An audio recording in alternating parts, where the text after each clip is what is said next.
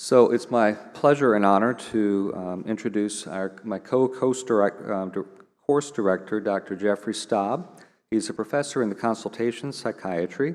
He's going to give us two talks back to back. The first is on somatic symptom and functional neurologic disorders, and the second will be on traumatic stress and dissociative disorders.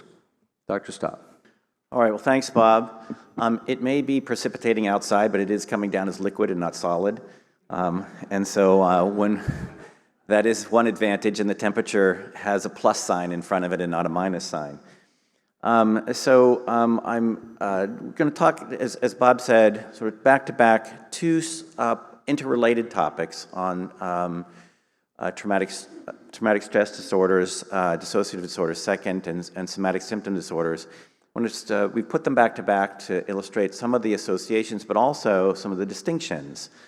And what I wanted to do was start with this comment from a patient that I saw as a senior resident at Bethesda Naval Hospital a quarter century ago.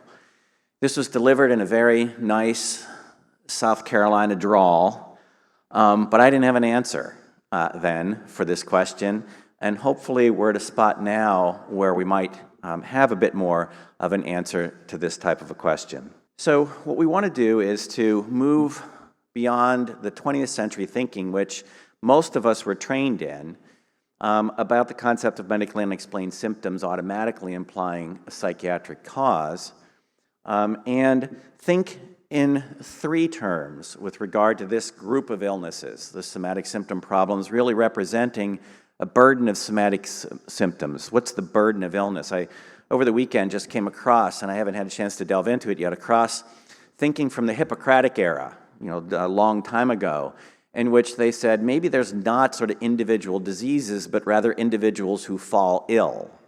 And we can't support the idea that there are no diseases anymore, given our medical knowledge, but we may have skimped on the falling ill part, and that this is perhaps where we can identify those kinds of problems. Second is that there is good evidence that a specific fear of illness is part of the lives of a number of patients, both those who have structural metabolic illnesses and those who don't.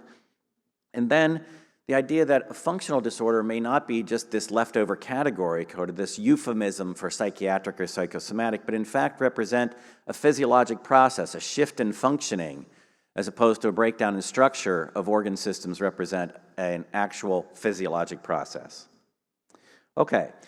So, quickly go through this. The idea